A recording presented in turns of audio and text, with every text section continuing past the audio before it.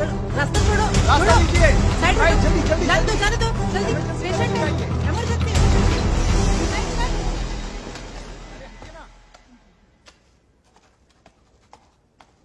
ए प्रिया, तुम्हें कितनी बार कॉल किया, फोन क्यों नहीं उठा रही हो? ओफो, लगता है फोन साइलेंट पर है। मैंने चेक ही नहीं किया। बच्चे के स्कूल से लगातार कॉल आ रहा है। टीचर ने कहा कि उसकी तबीयत बहुत अरे खराब है। बाप रे। मुझे एक हेल्प कर दोगी प्लीज? हाँ कहिए। आज ना मेरी ड्यूटी ऑपरेशन थिएटर में है, तो शिफ्ट बदलकर तुम संभालोगी क्या? अच्छा ठीक है। आज कौन से डॉक्टर ड्यूटी पर है? प्रिया, प्रिया क्या हुआ? क्या हुआ बोलो तो, तुम क्यों रो रही हो? अरे बताओ ना बेटा। बाबा, इन अमीरों की दुनिया में गरीबों की जिंदगी का कोई मोल नहीं है क्या? ये तुम क्या बोल रही हो बेटा? शिफ्ट चेंज होने के बाद मैं खुद सर्जरी रूम में गई थी।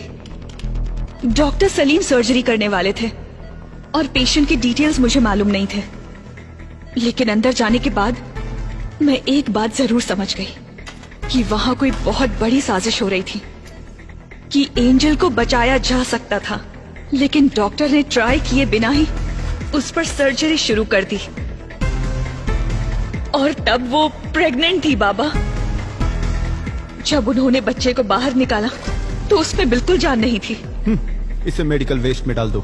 अगर इस तरह सर्जरी के वक्त कोई बच्चा मर जाता है तो हम खुद उस बच्चे को मेडिकल वेस्ट में ले जाते हैं।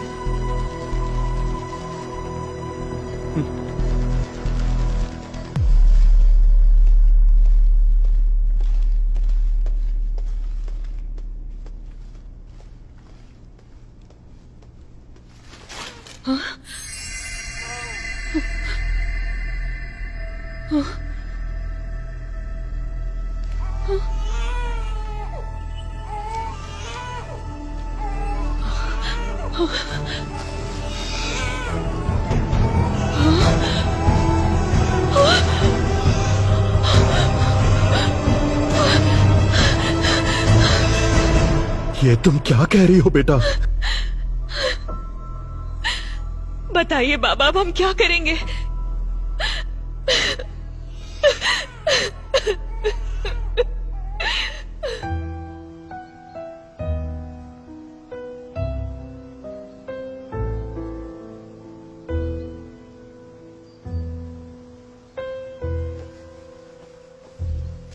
मैं एंजल के लिए नहीं बोल रहा हूं।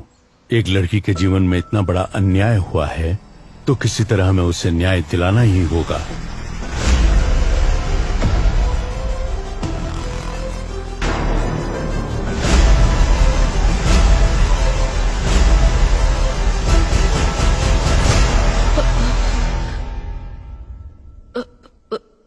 What?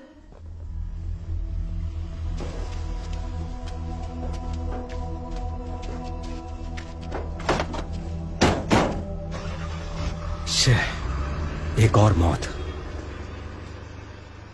अगर इस अली से हम सच उगलवा ले तो ये किस्सा ही खत्म हो जाएगा, पर ये हो नहीं सकता। सिर्फ अली ही नहीं, ये बात 3 और लोग जानते हैं। पहला विक्की, दूसरा मारने वाला और तीसरा मरने वाला।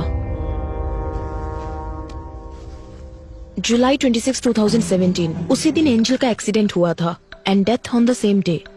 हमारी बॉडी में हार्ट की एक स्पेशलिटी है, जब तक बॉडी में जान है हम हार्ट ट्रांसप्लांट कर सकते हैं। 4 घंटे के अंदर उसे दूसरी बॉडी में ट्रांसफर करना होता है।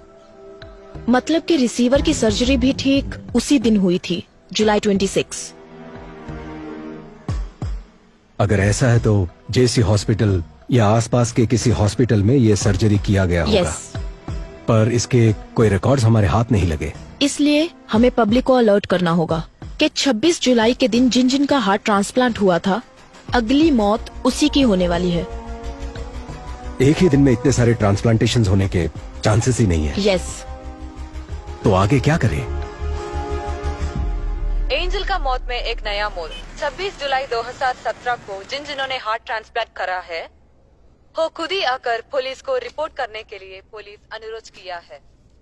अभी हमारे पास एंजल का हार्ट ट्रांसप्लांट करवाने की कोई सबूत भी नहीं मिला। सर, पर मेरा ट्रांसफर क्यों हो रहा है? तुमने कमाल का काम किया है ना, इसीलिए। ये केस हमने सीबीआई को हैंडओवर कर दिया है, तुम निकलो। जाओ बेटा, जाओ। मैं तुम्हें एक बात बताऊं, इन सब के पीछे मेरा ही हाथ है। उस लड़की का नाम क्या था? हाँ, एंजल। उसका हार्ट 2 करोड़ रुपए में बिका था। अगर आज बिकता तो ज्यादा पैसे मिलते। जिसने मेरे बेटे को मारा उसको मैं कब का मार चुका होता।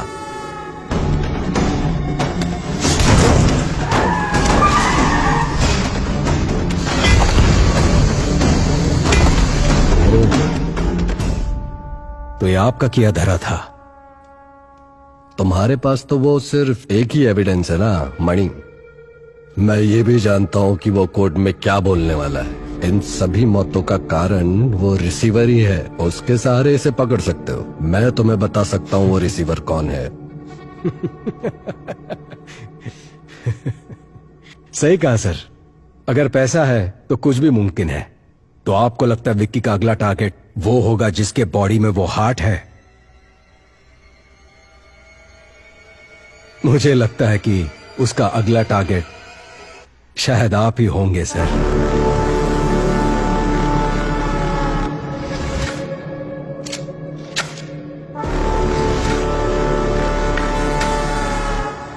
फॉर्मेलिटीज खत्म करने के बाद एंजल की बॉडी को रिलीज कर दो। Okay ma'am. मैंने कहा था ना विशाल, ये लोग हमें चैन से काम नहीं करने देंगे। हमारा कानून ही कुछ ऐसा है। समझ नहीं आ रहा कि ये आधे में कैसे छोड़े। एक और खून जरूर होने वाला है।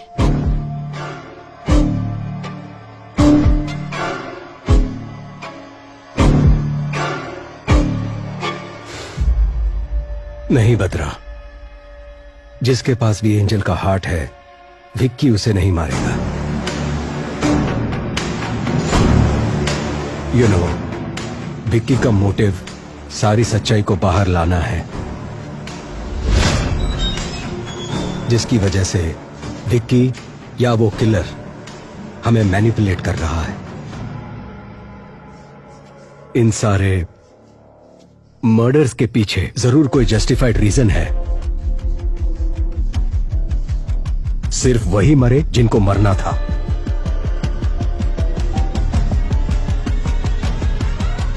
तो तुम्हें क्या लगता है अगली बारी किसकी है?